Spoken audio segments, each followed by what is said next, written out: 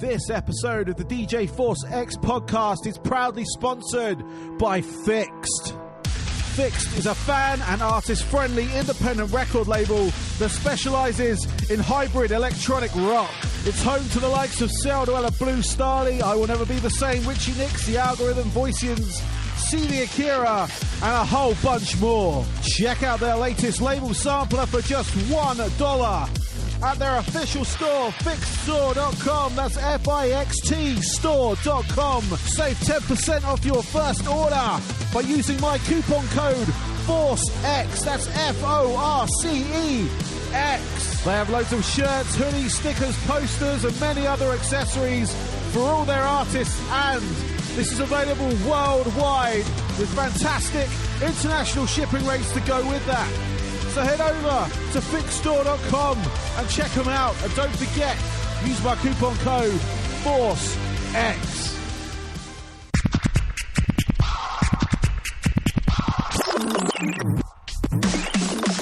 Hello and welcome. This is episode 26 of the DJ Force X podcast. I'll be speaking to Stu Phillips a bit later. He's an artist and illustrator out of the UK. But before that, I got some news about some previous guests on the show. We had Jinx on a couple of episodes ago. They're playing the New England Metal Festival, which is awesome. Fantastic lineup with them on it as well. Fine Titans, again, a few episodes ago. They've just signed up to an agency, which is awesome. That's good for them. Hopefully get out, get some touring and stuff done. Cypher 16, despite being out on tour all the time, they have just released a new album as well. They've got an album launch party coming up in London at the Underworld. Go check out their site for details of that. The Chemists have just released a new single as of today from their new album that's coming out in a couple of months. Go check that out. And Forever Never have just released a new single, which have got a video as well. Go check them out. They're on tour with Theory of a Dead Man coming up in the UK. So yeah, that's all fantastic. Excellent news for all these previous guests we've had on here. And long may that news feed to me, and I'll let you know how they're doing and all that kind of stuff. Oh, and Servers. I think probably one of the first or second, maybe third interviews I did. They have a new album in the works. So if you go add them on social media, you get some studio updates, some snippets of some new songs. It's sounding pretty good. So yeah, we're going to speak to Stu. It's coming up after this next little bit. So yeah, enjoy. Attention all personnel. This is an emergency broadcast. Do not adjust your set. Get ready to cross the street! Every Tuesday, 11 p.m. GMT on TotalRock.com. Saturday, 11 p.m. East Coast time on the Mix.fm, or listen on demand on Mixcloud.com/DJ Force X. We're taking rock, metal, dance music, and putting it all in the mix.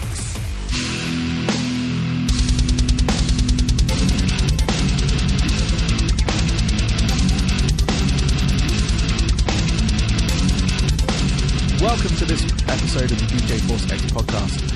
And this week I have Stu Phillips from the UK. Is a friend of mine. He's also an artist. You can see some of his handiwork already on my websites, as the illustrations I use on there were done by him for my radio show. Pictures, drawings of me in various states of calmness and total out rock mode as well. He has his own drawing studio, Kickawowa, and yeah, he's on the show. Welcome. Hello. Hey. Yeah. Hey. Good to be on. Good to be on. Cool. How are you doing today? Not bad. It's actually just come up to 7:15 here in the UK, and I've had a hard day at work.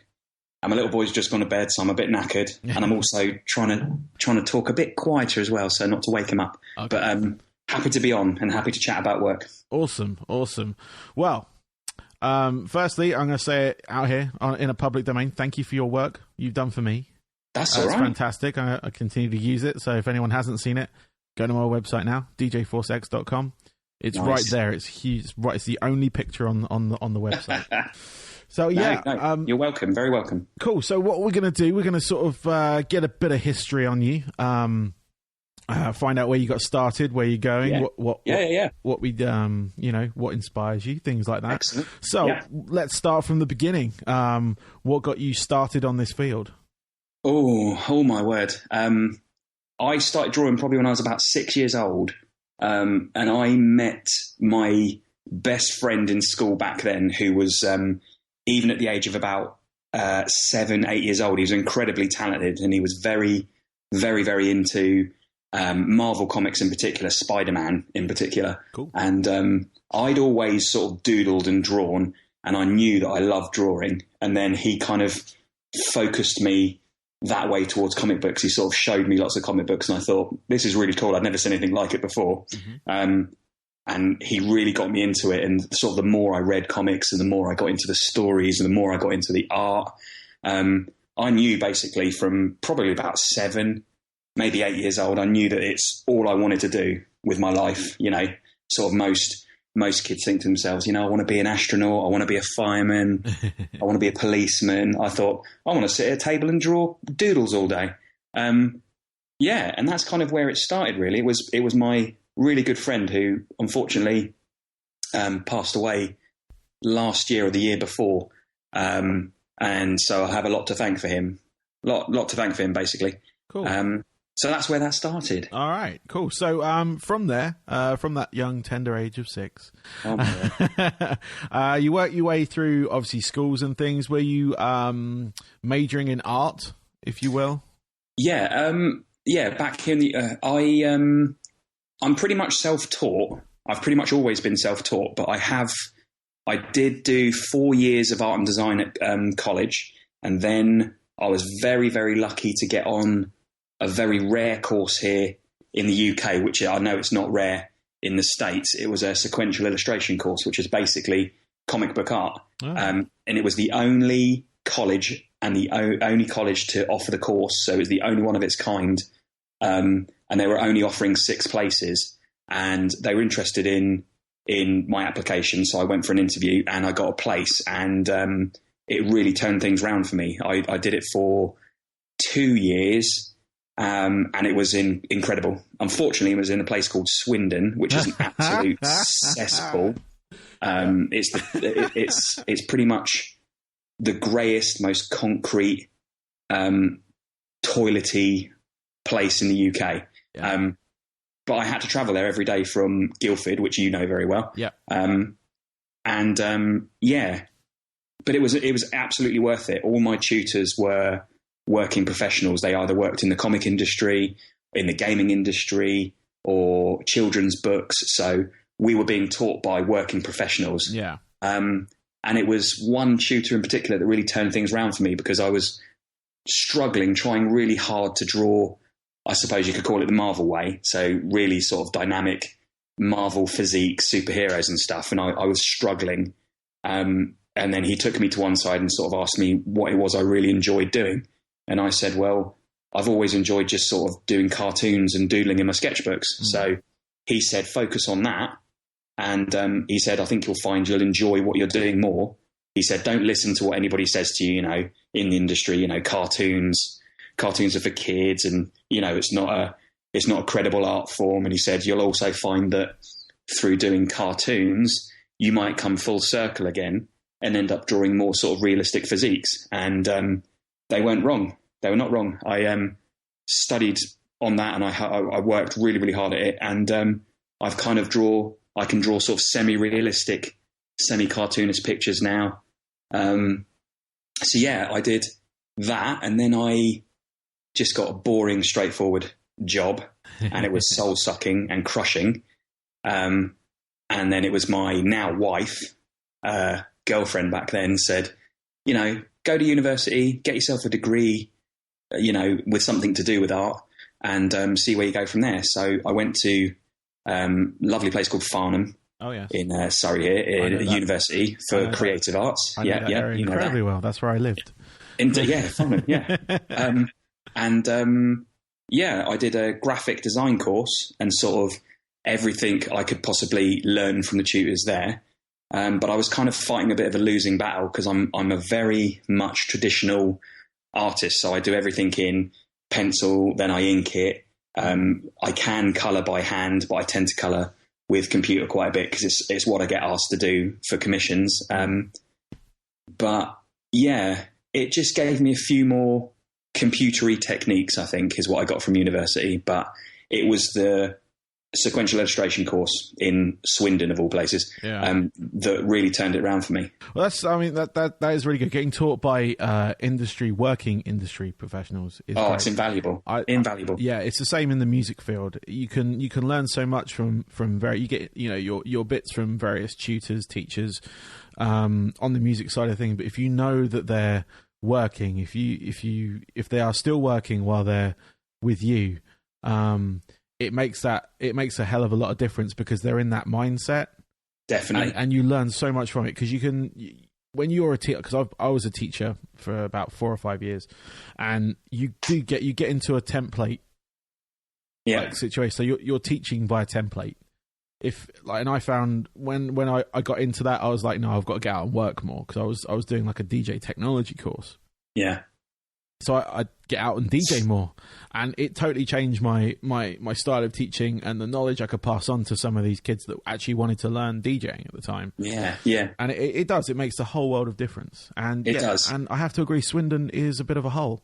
It's the college was fantastic, and the people were fantastic. But travelling there every day was god awful. Yeah, I was going to say. And then when I arrived, 9 times out of 10, it was just grey and rainy and just pretty grim, basically, which most of the time in the UK, that's pretty much sums it up. Yes, it does. It does. I spent a bit of time in Swindon myself. Like, my uncle lives there, but he it was mainly I used to play hockey and at the Oasis, which is like the big sports centre there. Yeah, I remember it. Yeah, many a Sunday I was there. Oh, dear me. That's the only real knowledge of Swindon I have, although I did play a gig there once.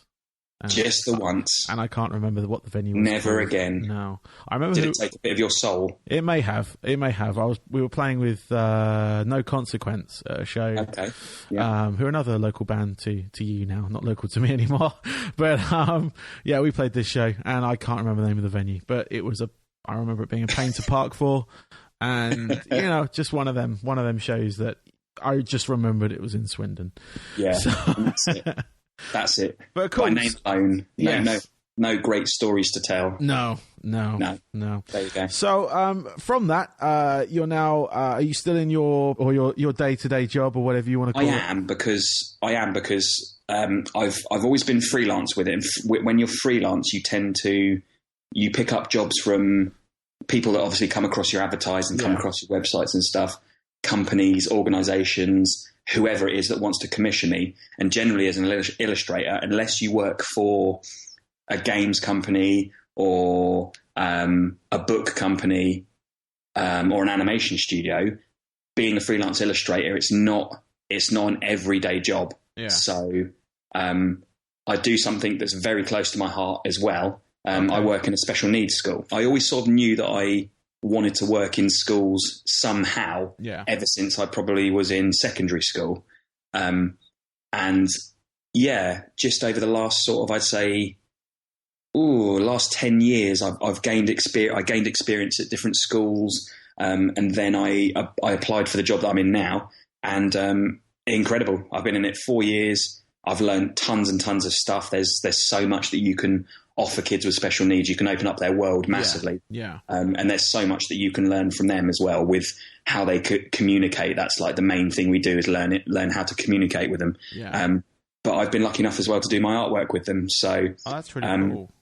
During sort of school break, I get to do a lot of workshops with organisations and companies, and I do lots of workshops I've worked with as young as 5 up to as old as 85. And I've kind of worked with all the different ages in between and all the different kinds of backgrounds. So kids or young adults or adults with behavioural issues, special needs. And it's an incredible communication tool. Yes. And it's very, very, very underused.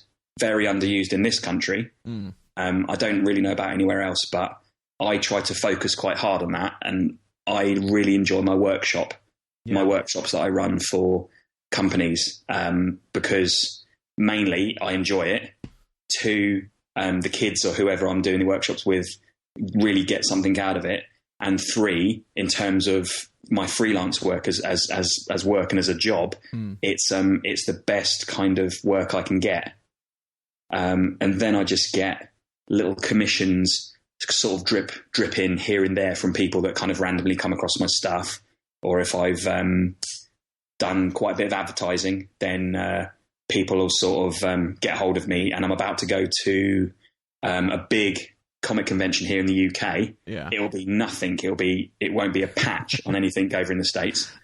But it's called the London Super Comic Con. Oh yeah. And it's probably not even a quarter of the size of like San Diego Comic Con or something. So wow. Yeah, that's the big one to kind of compare it to. We've got a couple here in Tampa that I've been to.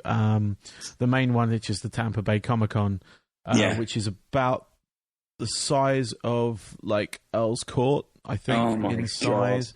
But it's mainly vendors, and then you have a bunch of like. I was quite fortunate. I met someone who I've always wanted to meet last time I was there. Nice. And that was Neil Adams. Oh, Neil Adams, yeah, nice, man. Nice. Yeah, and I got him to sign one of my comic books and everything, so that was fantastic. Yeah. And the previous year I got to meet Bob Camp, who is one of the co-creators of Ren and Stimpy and all that kind of stuff. Excellent. That would kind of be a bit of a dream for me. Yeah, I had the opportunity to meet him again last year as well, but I couldn't make it. My local comic book store had him in for Halloween. Jammy. And I missed it, but he was such a nice guy. He had all the time in the world to talk. Brilliant. That was the great thing about meeting these people. Well, that's something, because I mean I've done a few shows myself as well. I've had a table a couple of times at conventions, because they offer conventions here as well as I think in the States they offer something called Artist Alley. Yes, and it's just lots of local or not local artists that they get themselves a table and they showcase their work all weekend, and they pretty much your head's down pretty much most of the weekend. Yeah. And you're just drawing like crazy, and then you occasionally bob your head up for air and sort of chat to people. Yeah. But I'm going to one just for fun, which is kind of a rarity. And I've got a good friend there, good cartoonist friend called Mr. Hope, who I've got to know over the last X amount of months, to become quite good friends. And I commissioned him to do a piece for my little boy's room. Oh. And he's going to be there, but also a pretty big artist called Humberto Ramos, who he's very much a Marvel boy now. He does lots and lots of Spider-Man. But back in the day, and some of your listeners might know these titles like Crimson and Out There. And I'm reading one of his books at the moment called Revelations, which is a bit like Da Vinci Code, but better. Yeah. And he's going to be there, so he's quite a big name. Yeah, I've got a signed copy of the Amazing Spider-Man 1 he did last year. Oh, nice. Amongst my collection, he actually came to our local my local comic store. Oh my god! And signed the first issue of that particular run of, because they get a lot of the touring artists, because we've got a lot of still in the state, which is quite nice. Is what it's the equivalent of like an independent record store. There's a lot of independent comic book stores. There's like 3 or 4 in Tampa that I know of. You're killing me, man. You're killing me. I know. I apologise. It's not fair. But they've had, like I said, they had him come in last year when that comic was released. And he was a nice guy. He was mainly heads down signing everything, but you get that. Yeah. But I know the Artist Alley area as well of the Comic Cons I've been to. It's something I've really got into over the last couple of years. Is just I will go to conventions now almost just to go to the Artist Alley and meet new artists and chat to them, and we talk about the different techniques that we both sort of do, and then I'll pick up the occasional bit of artwork. They have limited prints for sale, and I'll just sort of gather them and collect them, and then every now and then I'll put a couple in frames. And my little boy's already got quite a few in his room. He's got a gorgeous A3 Labyrinth picture. Oh, really? This was obviously before the incredible David Bowie passed away. Yes. And it's a gorgeous piece of artwork. I kind of want to fill my son's room with lots of incredible artwork so he can kind of grow up and understand and appreciate, what goes into it and how it's made, and just really adore it for what it is. And then I got a lovely one of, it's all of the 80s cartoon heroes in one picture. Oh, yeah. and that's just phenomenal for an 80s boy like me. It was incredible. But yeah, my main thing is to go and see Humberto Ramos, and I've never queued to meet anybody at a comic convention before, whether it be artist or movie star or TV star. Yeah. Because I've kind of thought if I can see them from afar, I'm happy with that.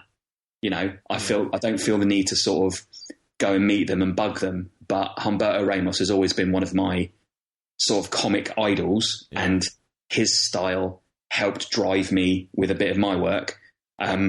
So I would love to just say hello to him, chat to him a little bit about his artwork, and maybe get a comic signed, and I'll be happy. Yeah, I'm sure you'll get the opportunity to do that as well. I mean, I don't know what the Comic-Con situations are like in the UK these days. I mean, the last one I went to was Collector Mania in Birmingham. Oh, the NEC, wasn't going down a very nice path a few years ago. Yeah. And now it's just starting to kind of revive itself a bit. Okay. But the one I'm going to is the biggest one in London, so not really much of a trip. But yeah, it'll be good. So with your influences, you mentioned Humberto Ramos. Yeah. Anyone else on, like, obviously from the past to start with, and we'll work on current ones now. So, we got you got John Romita Jr. Yeah, who's pretty big, and his dad was massive in the comic industry. And John Romita Jr.'s incredible. He's got a really unique style. Did heavy work on Spider-Man. Who else we got? I can never pronounce his second name, but I think it's Joe Madureira. Okay. And he's pretty big in the X-Men world, and he's got a lovely sort of really blocky, flat, bold line sort of style, really energetic, which I love. Cool. And actually, one of probably my biggest and most favourite comic book artist, I'd have to say, would be Greg Capullo. Okay, cool. And he's done a lot of work in the music industry as well as comics. Mm-hmm. He did a lot of work for the Crystal Method. Yes. Yeah, and he's most known for he did a very, very long run on Spawn. Okay, cool. He did the covers and the inside artwork for Spawn with Todd McFarlane for many years, and he finally stopped at about issue 100, and now it's been being done by all sorts of various artists. And who else? I sort of listen to. I sort of like lots of sort of independent cartoonists. Yeah. My favourite is called Joe Matt. Okay. Who he's kind of a self-taught autobiographical cartoonist. He just writes and draws about his life, but it's hilarious. Cool. He does too much of an onanism activity in his room, too much, and is quite happy to write and draw about it. Oh, okay. It kind of gets in the way of relationships with women, but he's hooked and obsessed with adult videos. So yeah, he's always funny to read, and his artwork's gorgeous. Who else? I'm actually just looking at my collection down here. They're some of the main ones, really, off the top of my head. Okay, cool. Yeah, there's absolutely hundreds I could go through. Yeah. But they're probably the main ones. Well, they're the ones you can think of that stick in your head. Oh, definitely. Time, so. Yeah. All right. So, on from your artistic inspirations. Is there anything else, anyone else that inspires you away from the art, away from drawing, away from? Oh yes, I wondered when you were going to ask. Yeah, go on. Yeah, music. Music is huge. It's a huge influence and tool for me as an illustrator. Mm-hmm.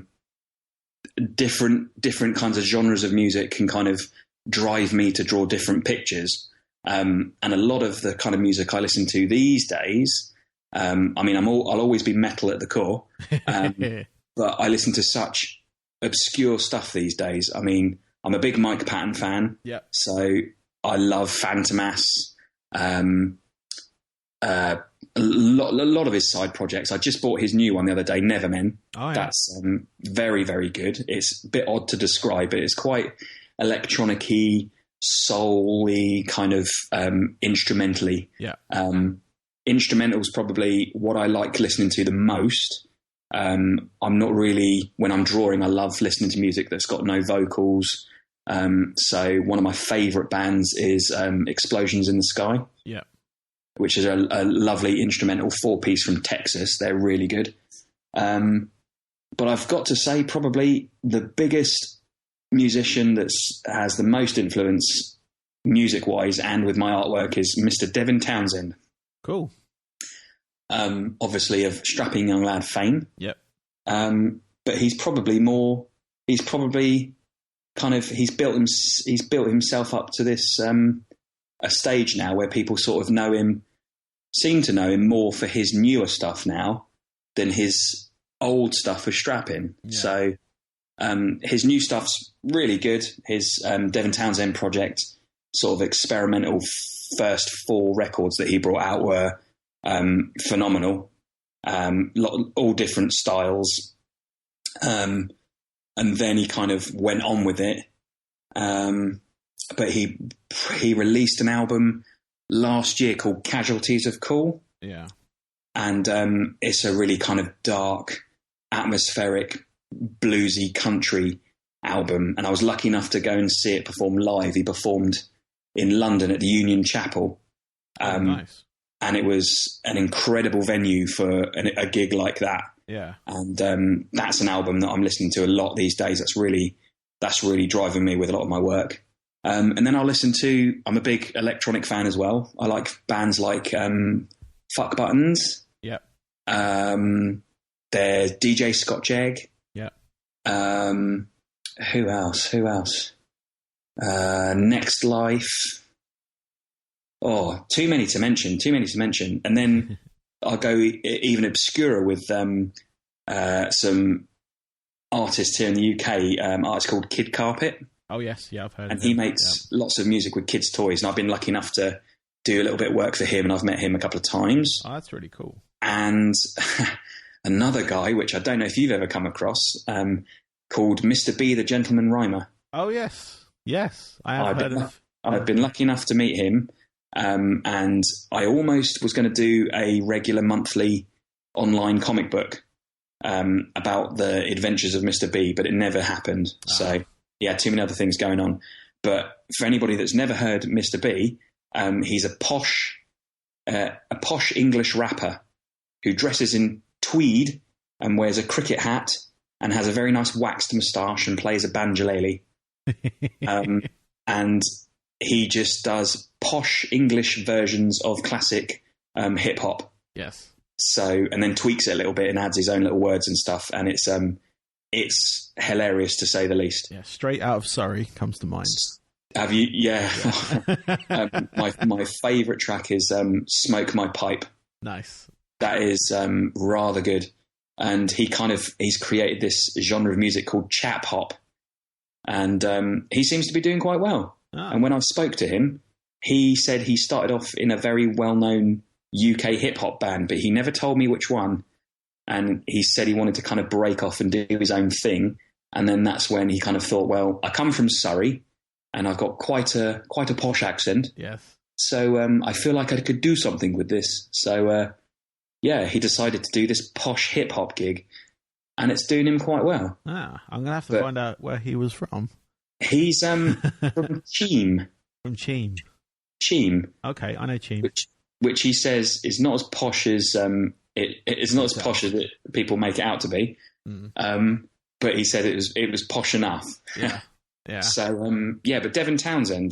Yeah, back to Devin Townsend. I've been lucky enough to do bits and pieces of artwork for him since about 2005. All right, cool. And I was lucky enough, I sort of sent some artwork to him just randomly, obviously from a fan point of view. And he asked if he could use it as a season's greetings card. And it was turned into a greetings card, and it was sort of sent to lots of other sort of music industries and family and friends and fans. And the lovely thing was, that was I know it doesn't seem that long ago, but 2005, I didn't use email. So I sent everything by post, and I received copies of the greetings card, and I got one from each member of the band with a little message on it.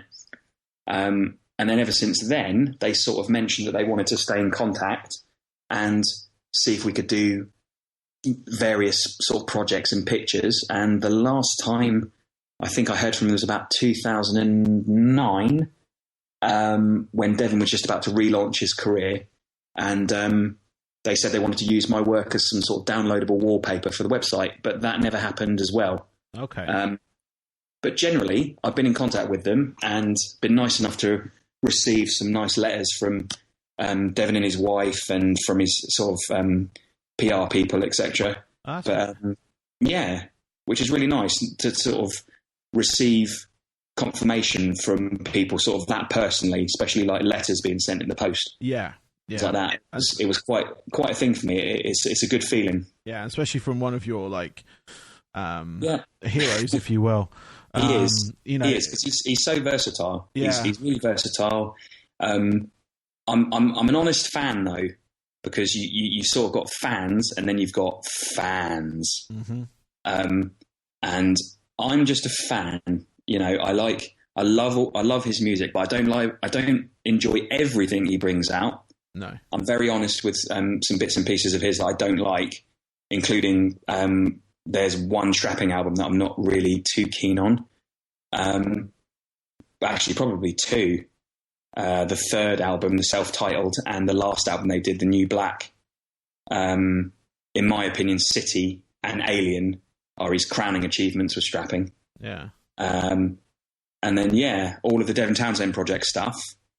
Apart from the first four records, a lot of the other ones he's brought out, I've not been so keen on, but Casualties of Cool, like I mentioned, was probably, I think, the best thing he's done since he released the first four Devin Townsend project albums. Yeah. And I'm just excited to see what he brings out next. I've sort of heard that he's going to do, he's going to conduct his own orchestra. Oh, I read that. Yeah. And that looks interesting. And he's going to do a bass-driven apocalyptic album. Okay. Because he's a big fan of the bass, but doesn't really get much chance to play it. Yeah.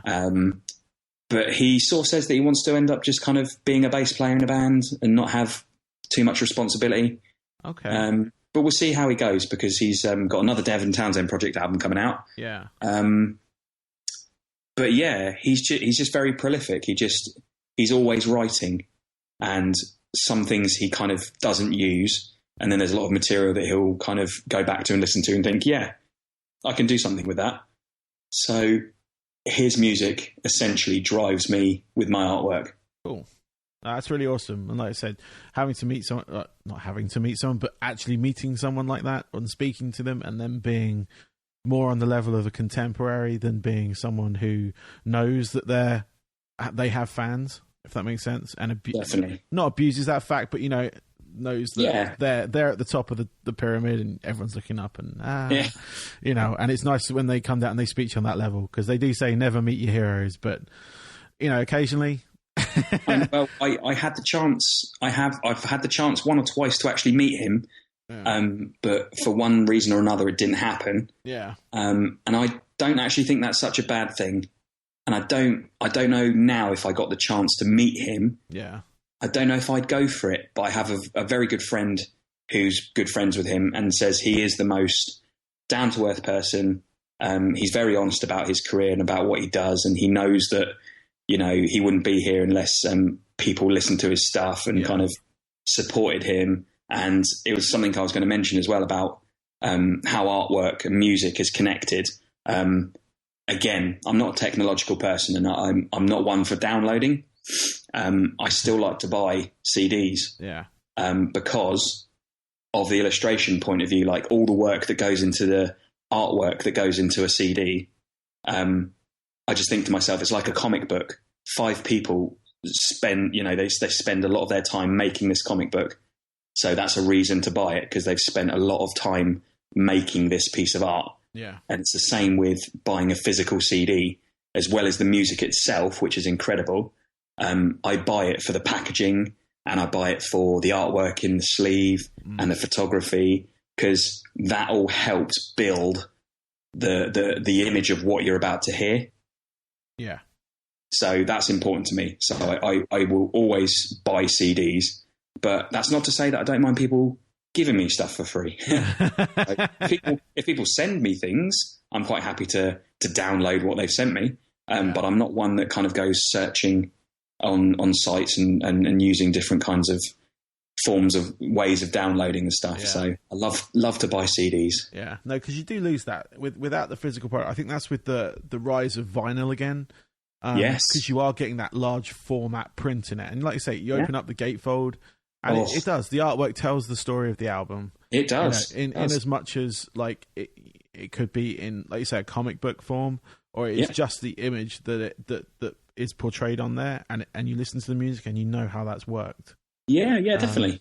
It brings me back to when I released, I was part of my band, and we released our first album.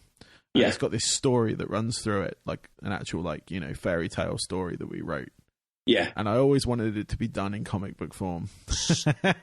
Oh, nice. It never happened, unfortunately, because we didn't have enough money at the time, and it was like, for extra pages in the booklet, it was a stupid amount of money. I was actually in a situation like that once before with a band which I think you may know and remember, Bohica. Oh, yes. The Bohica Boys. Yes, I remember those guys. I'm still in contact with two of them because they work for an apps company. Okay, I'm in contact with one of them. And my sister was their press agent. So. Well, there's two of them that kind of work in this apps company, which they formed. And they've used me for a few. They've commissioned me to do a few illustrations for some apps and stuff. But back in the day, when they were in Bohica, they got me to go around their sort of headquarters, so one of their houses, and they were sort of sat there signing all their new copies of their album and posters and looking over the new music video that they just had the rough cut from and everything. And we came up with a really cool concept for a comic strip booklet that kind of told us like a story of this traveling band and when they're gigging and things like that. But it didn't happen for whatever reason. It was either one or more of them didn't sort of think that it was the way to go. But then one of them contacted me afterwards and asked me to do some artwork of himself as a zombie being chained up by his wife, which was a nice commission to do. Cool. And I've been doing sort of bits and pieces for him ever since, actually. So it's strange how things turn out. People, as an illustrator, people that you've done stuff for in the past do come back and find you, and they think, oh yeah, that kind of style is going to fit somewhere for what I need right now at this moment. Yeah. But then obviously there's lots of other times in life where it's just not going to fit in, but it's nice and it's exciting when those moments happen. Yeah, no, it's the same. Like we were talking before I started recording this, what I was saying before about what I was doing years ago in being like having my own fanzine and coming back to doing this podcast format, and how I went back to find these artists, much like you had with yours. With Bohica, they came back and they found you. Yeah. I'm kind of doing the same thing with this, and I'm going back and seeing, you know, who's still around, who's still doing what, and if they want to chat, you know. And it works in, I think, most creative industries, like yours in artwork and mine in music. It does come back round, and especially if you look for it, because you do remember the people that helped you. You know, do. Yeah. And there's still a few people I'm trying to get hold of, you know, to just chat about if they're still in music. I know some of them quit music and probably don't want anything to do with it. Yeah. But at the same time, there are people that helped me at some point, or they gave me an idea that I kind of kept and then not executed until many years later. But yeah, no, that's really cool. I mean, I haven't had the name Bohica in a while, but I still stay in contact with Eng. He's on my he's on my Facebook list. Yeah. And my sister was their PR officer for. It's a small world. Yeah, it's crazy. It's a small world, and in the world of like music connected with art and illustration, it can be even smaller. Yeah. and you just don't realise it. You don't realise how small it is. But it is, those moments are lovely when somebody just calls you up from the past and says, "Oh yeah, I remember that cover you did for our EP or our album, and we are still going, and we're kind of celebrating the fact that we've been going for, I don't know, 5-10 years. Yeah. And we'd really like to do kind of like a celebration piece and have your artwork involved somewhere and see if your style's changed and could you do anything sort of new and different for our sound, which has kind of changed as well." And it's lovely when you strike up those relationships with musicians or bands that you do artwork for, because your artwork essentially grows along with their music changing. Yes. And it's great. It's a very close symbiotic relationship that a lot of people sometimes don't realise. No. And I don't get very many commissions for stuff like that these days, to be honest. I'm always up for doing like artwork for merchandise or EPs or albums or posters even. But most of the time it's just actual people from the bands themselves that want a bit of personal artwork for themselves or for a friend or for family. Yeah. And then through doing that, they think to themselves, "I really love the piece you did for, my friend or my family or whatever. And, I really love the style, and I'm thinking that it could really suit our next album or EP or poster or on our t-shirts, etc." So in one way or another, things do sort of come full circle. I got a couple of like random questions. Go on then. One isn't random. One's a kind of one to think on. One to think on. Well, nice. kind of. It's basically advice for artists today. Oh. Like someone's just coming out of school, college, university. The world is in the palm of their hand, and we're not talking about their phone. We're talking about their life instead. Okay. But yeah, any advice you could pass on? Anything that's been insanely valuable to you that you would? Yes, definitely. I think the main thing I would say is believe in what you do. Believe in what you do.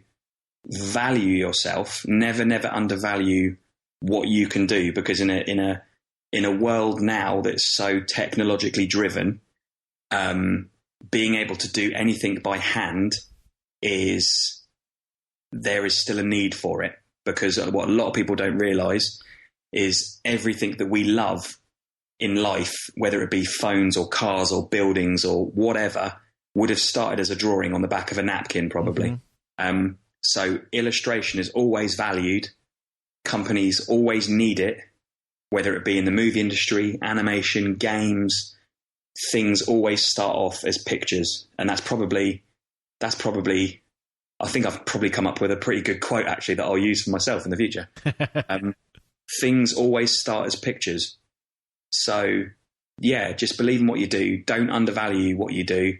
There's somebody out there that will like your work, and when that one person does find your work and commissions you, everything just snowballs from there. Advertise like crazy.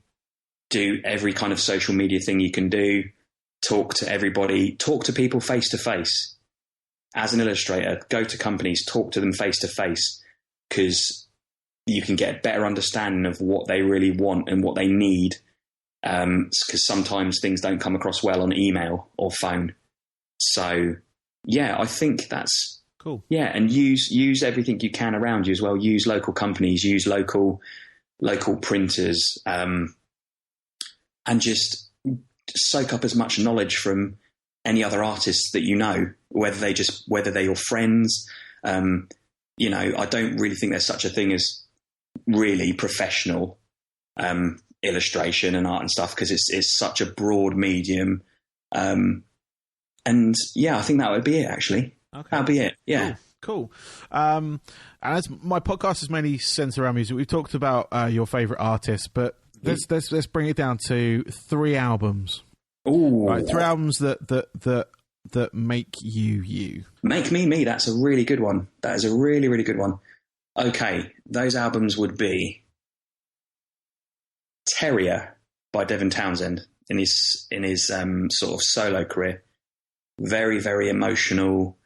emotional, opera-style, cinematic music. Gorgeous album. That's definitely one. What would the next one be? God, it's actually quite hard. The next one would probably be Fantomas, Delirium Cordia. That's a great album. Which, oh man, I put that on in a pub once on an internet jukebox, and they turned it off because I was surprised it was on there. They said I was abusing their pound for a song limit, because obviously it's only one song that's 75 minutes long. So I was kind of taking the mickey, but at the same time, I wanted to see how far I could go. You got value for money. I think it lasted for about 20 minutes before they sort of questioned. They came and found me and asked me, when is the song going to end? And I said, well, it's been on for 20 minutes, so you've got about 40 more minutes, something like that, 30, 40 more minutes. And they were like, yeah, we're going to turn it off. So, but that is an incredible, atmospheric, it is scary, dark album, and that tends to sum up a lot of my more dark, humoured work. Yeah, I saw Fantomas live once as well. I've seen them a couple of times. They're incredible. It's an absolute crazy show. I saw them at the LA2 or London Astoria 2 for those who who know the venue. It's not quite the London Astoria. It's just right of it and down underground. Yeah. But yeah, I was at that show, and that was crazy. It was just just watching them work, because it was like it was crazy. Yeah, but it was fantastic. It was fantastic at the same time. Definitely.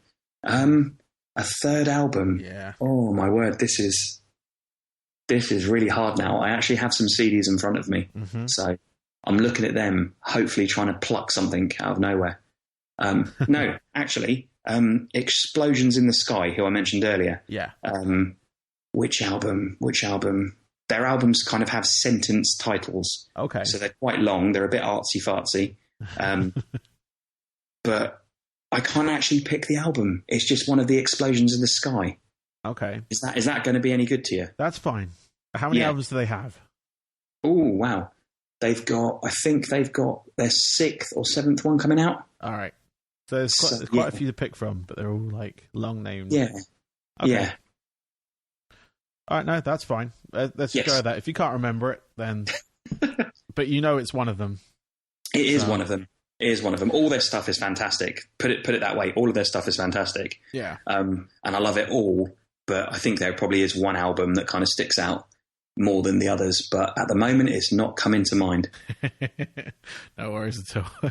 Damn you for putting me on the spot. No, it's all right. It's all right. So away from your art, away from the music, what do you do? What is there that you do to, if you need to get away from it, if you want to take a break from it, like a mental break? Get away from drawing. That's actually a really hard question, because I've always drawn, and it's the one of the main things in life that kind of calms me. It's kind of a therapy. Okay.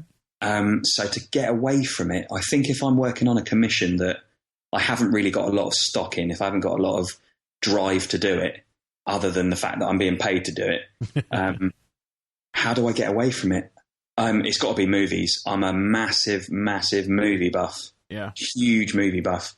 So I'll just put the pencil down, step away from the drawing board, and just put a film on, or like one of my favourites of whatever genre. Yeah. I'm an 80s boy, and 80s movies really, really, really, to me, is one of the best decades of films. And it kind of drives me a lot with my work again. You see, I can't escape my work. You can't. But I can't. Give me some of your favourite movies. Give me a top. Give me a top 5. Is that going to be? It's quite strange actually, because I've been talking about this just recently. My favourite all-time film ever, and this is in childhood and in adulthood, is a film called Explorers. Oh, I love that film. That is my all-time favourite film. I found it on Netflix the other day. I know. And I sat down and I watched the shit out of it. It's incredible. If you think, like, growing up now as an adult, you think about what was involved. You had Industrial Light and Magic special effects. Yeah. Jerry Goldsmith, who is my favourite movie music composer. The music in that film is so good. That sums up my childhood, that music. That's my all-time favourite film. And Mr. Hope, who I mentioned earlier, who I'm going to be meeting at the comic convention, Yes. I commissioned him to do an Explorers cartoon piece for my son's bedroom. Oh, nice. And he's given me some sneak peeks, and it is absolutely phenomenal. You're going to keep it for yourself, yeah? I keep telling myself it's my son's room, but then I know really, not even deep down, it's right there at the forefront. It's for me. Yeah. So that's my all-time number one. Then probably coming up close second is Return to Oz. Oh, another good one. Which you watch that now, and it is one seriously dark film. It is. It is one of those, like, my wife's scared of it, put it that way. There are some elements in that freaks the hell out of her.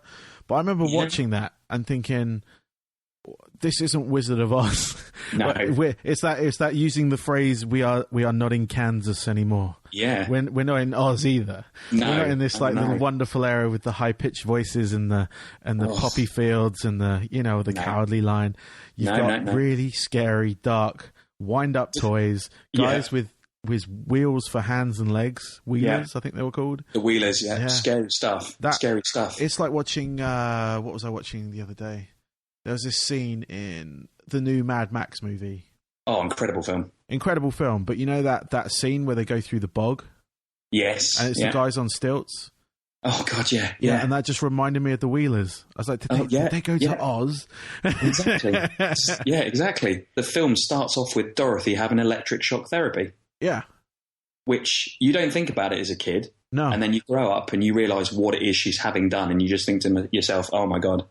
Yeah, this is so far from Wizard of Oz, and it's never mentioned in the Oz like mythology. You've got the new one, you've got the Great and Powerful, which is it's as colourful and as character wise, exactly, pretty much the same. It does have some dark moments, but it's Hollywood dark kind of thing. Yeah, but that film was just it was kind of long, like the films of the time, Never Ending Story.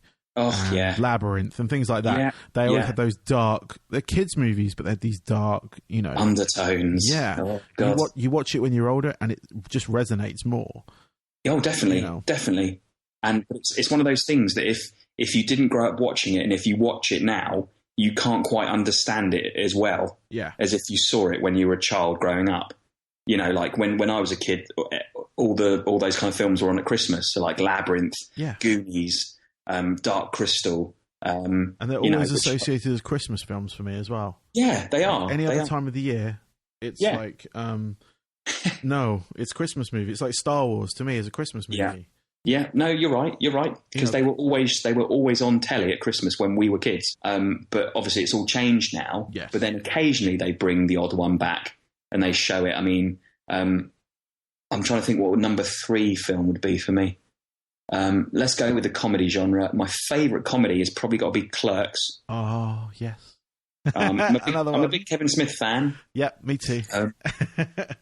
I love most of his films, but Clerks is the one that always hits home with me the most. Yeah. Having sort of grown up and done lots of shop jobs. Yes.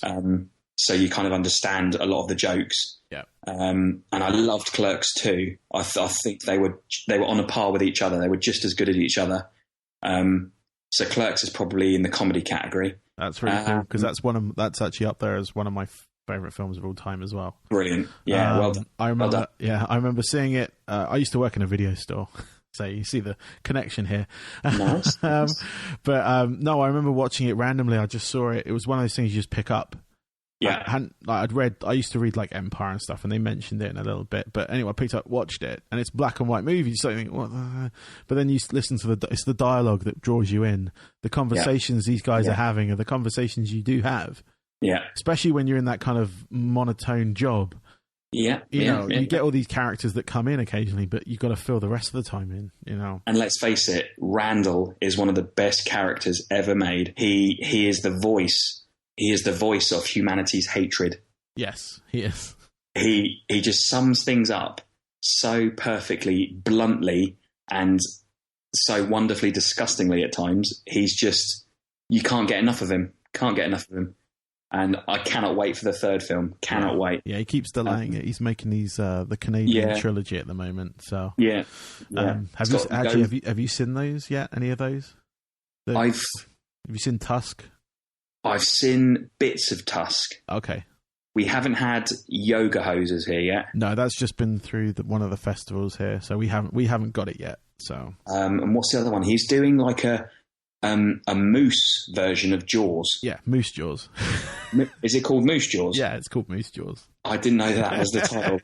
That's wonderfully simple but incredibly effective. Yeah.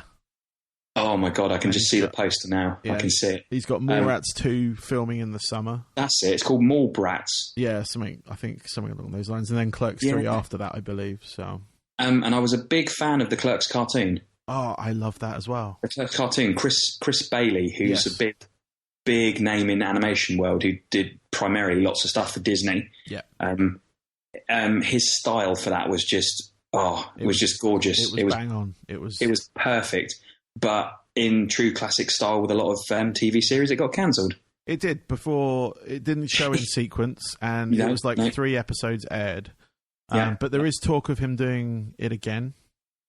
Oh, right. I know he was going to do an animated movie called Sellout, Clerks Sellout. Oh, he may be. Did you say they did do, was it Jay and Silent Bob's super groovy cartoon movie? I wasn't so keen on that. Not necessarily the animation style, because I thought the animation style was quite good. It was quite unique. It was quite different. I think it was just...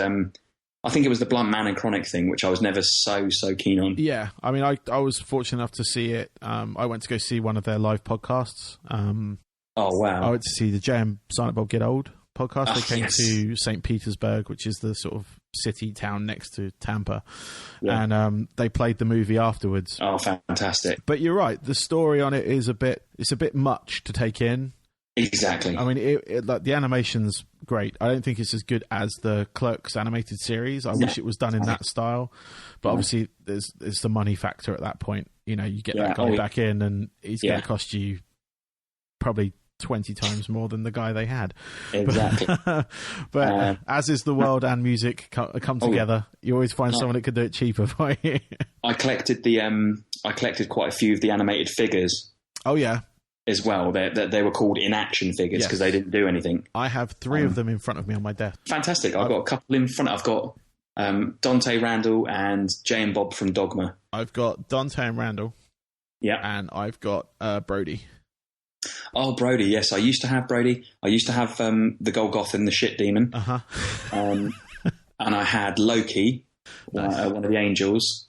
I kind of handpicked the ones I really liked because there was a lot of them that kind of looked too similar and I wasn't really I wasn't digging them. So I just got the ones that I really, really wanted. Wow, we went off on a bit of a tangent there. No, that's all right. It's all good.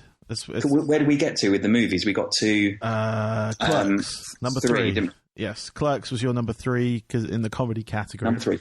Okay, sci-fi. I love The Fifth Element. Oh, fantastic movie again. Fifth Element is very, very cool. Yes. It's kind of on a par with Blade Runner for me. Yeah. Fifth Element and Blade Runner. Yeah. A lot of people would, when they sort of know that what I do and what I collect and stuff, they kind of instantly think that I'm going to love Star Wars.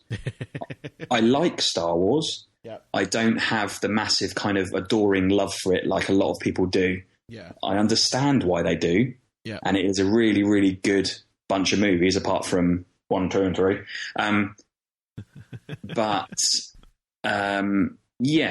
It is an important film. George Lucas did a lot for the industry, for the genre with it. Yeah. But then I love films like The Time Machine. Yep.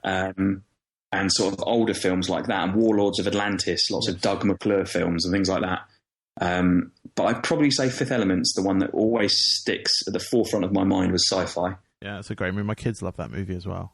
Brilliant. Yeah, well done. Luc Besson was always going to make a second one of that because he only did half of the script. Ah. So it was going to actually carry on with the dark entity, Mr. Shadow, wasn't actually killed. Yeah. He escaped from the planet before it was frozen, and he comes down to Earth and causes havoc. But they never made that, and I don't think they could actually make it now. It wouldn't work. No, well, everyone's still alive. Just. I know, but they look drastically older. That's true. That's but true. You could do some. So that Mila Jovovich doesn't look too much older. No, she tends to look kind of 15 all the time. No, because she's doing the last in the long line of Resident Evil movies. Indeed, yes. What's that one called? I have no idea. Off the top of my head. Resident Evil, Time to Finish Now. Yeah, Resident Evil, Walking Dead kind of took us over.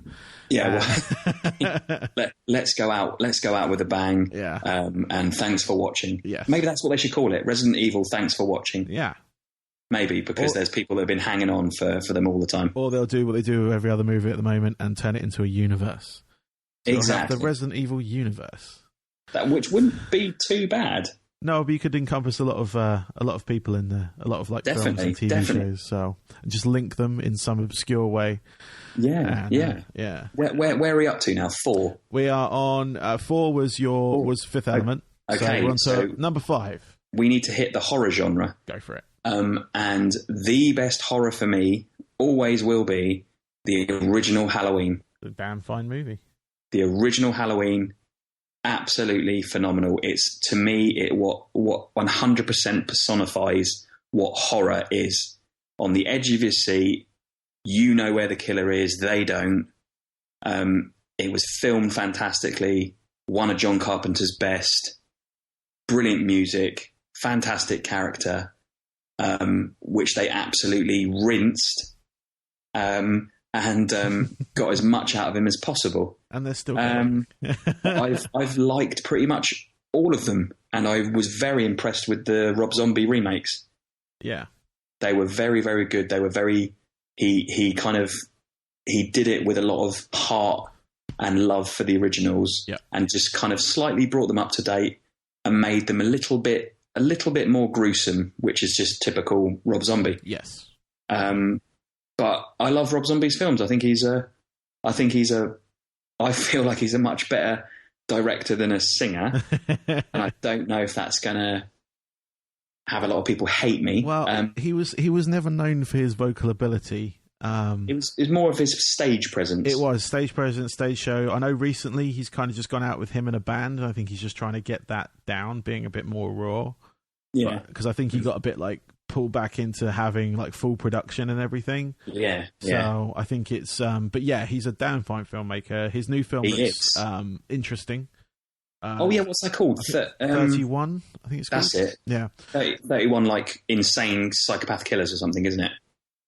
Of which there's probably a clown there somewhere. Oh, most probably. There always has to be a clown. There always has to be. I love Captain Spaulding. So who doesn't like Captain Spaulding? He's brilliant. He is. Brilliant. I have a T-shirt and everything. So I've got a T-shirt and everything. Yeah. That's 5, isn't it? That's 5, yeah. That's 5. Yeah, so I feel like that's a pretty good sum up. That is. It's a bit of everything, and they're all good, damn fine movies as well. And I'm very, very happy and proud to know that you know what Explorers is and you've watched it, love it. I do, yeah. I remember watching that as a kid. It's one of the more obscure 80s kids films that not a lot of 80s kids really remember. No, you've got, who's in it? Is it Ethan Hawke? Ethan Hawke was it. It was his first film. Yeah. River Phoenix, the amazing Phoenix. And I can't remember what the other kid was. Darren, but I can't remember the actor that played him. Yeah. Patrick, something Patrick. Yeah, I have to look that up. Anyway, phenomenal film. Yes. Phenomenal film. Yes. Which I will make my son watch when he's of age. Yes. He's already watched Labyrinth and Return to Oz and things like that, so he appreciates puppets and things like that. Yeah. This will be a walk in the park for him then. Yeah, oh yeah. But I think Explorers is more. I think Explorers is something that he needs to be a little bit older for. Yeah, just to sort of get the scope of it. But I think I watched it around between 6 and 10 years old. Yeah, I think it was. Yeah. And it's one of those. It's like it was the space movie. To me, it's always been the ultimate kids adventure film. Yeah, you can't go further than space. Yeah, and that to me was just perfect. Yeah, brilliant, absolutely brilliant. I'm going to go and watch that now. Do it. I will. I've got a bit of time before I have to pick up my kids. Watch it, enjoy it, and have that music. Download the soundtrack. Yeah, and love it. I will. All right, Stu. Well, we're going to finish with one more question. Oh, go for it. Where can people find you? Oh, I thought that might be the question. I do have a website which is in drastic need of updating, but if you do want to look at some stuff on there, it's just kickawowa.com. So that's you sort of spell it as you say it. So it's kick a wow a, and a lot of people ask me, what does that even mean? Uh-huh. And it was a word. It was a word that my dad came up with for Christmas. Okay. And there you go. All so right. I thought I'd use it, and nobody else could possibly use it, and nobody has ever used it. Yeah. So type me into Google, I come up at the top of the list. So yeah, kickawowa.com. Cool. Before we go any further, one other thing. I have it written down. Sketch LaRue. Sketchy LaRue, yes. Sketchy LaRue is kind of a side name. It's a whole different kind of animal. It's a different portfolio of work, which I'm currently building at the moment. It's more driven towards when I do conventions. It's literally just for things like conventions, comic strips, and commissions. Okay. Whereas my Kickawowa stuff is a lot more broad, as in I do work with companies, organisations, schools, but the Sketchy LaRue stuff is more the stuff that I really, really want to do. Okay. So, and that's just sketchy, as you'd probably think to spell it.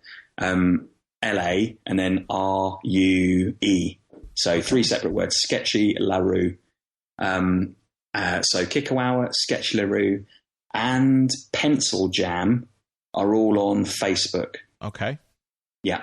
So if you search for them on Facebook, you should find the right pages and have a look. Constantly updating. And in fact, I'm actually 3 days behind. I'm going to do a doodle a day for every day in February. Okay, cool. So yeah, if you're interested, hop onto any of those pages on Facebook, and there should be some stuff up there for you to have a little look at. All right. Awesome. Well, thank you very much, Stu. Not a problem. It's been a great chat, and thank you for doing this. That's great. I don't get a chance to geek out very much. No, it's all good, man. It's all good. Yeah, well, you have a good rest of. Well, it's not rest of the day. It's the evening. Enjoy the rest of your evening. It's nearly bedtime for me, sir. It's nearly bedtime. Okay. Well, enjoy your sleep. Enjoy the rest of your day. I will. I've got a few hours left of my day, so excellent. But yeah, excellent. Thanks again, man, and we'll speak soon. Yeah, no problem. Cool. Bye. Bye. So yeah, there we have it. We come to the end of another podcast. Thank you for listening. Please go rate and review on iTunes and Stitcher. It takes 2 minutes of your time. Just go to the iTunes page, leave a review, leave some stars. It's usually out of 5, and just leave a couple of words. That would be awesome if you could do that, please. It just helps the podcast gain a bit of a reputation. Also helps these artists and things like that I bring in, give them exposure. But yeah, just to fill in some blanks in the podcast that we couldn't remember while having the conversation, the final Resident Evil film is called The Final Chapter, and the actor we were missing out of Explorers was Jason Presson. Just in case you were wondering, or you didn't get to IMDb in time or anything like that. But yeah, thank you again for listening. DJ Force X podcast, iTunes, Stitcher, various other, Google I think as well even has it, various other mediums you can get this off. Proudly sponsored by Fixed. Please go to Fixed Store, use my discount code FORCEX, that's FORCEX, and get yourself 10% off something from their artists, be it a CD, vinyl, a poster, a t-shirt, anything like that. There's so much stuff on there. Go have a look. But yeah, so I've got plenty of interviews coming up, kind of trying to release every 2 weeks at the moment. It seems to be working well. I'm going to have another Imagination mover on the show. I'm going to have Rich Collins. He's actually released a solo album, but we'll talk about that with him when he comes on in the next couple of episodes. I've also got my former band that's still going, Victorian Whore Dogs. They're just about to release a new album at the end of March, and I'm going to get a couple of them into the show, and chew some fat with them. Also, I got Matt Rose coming up.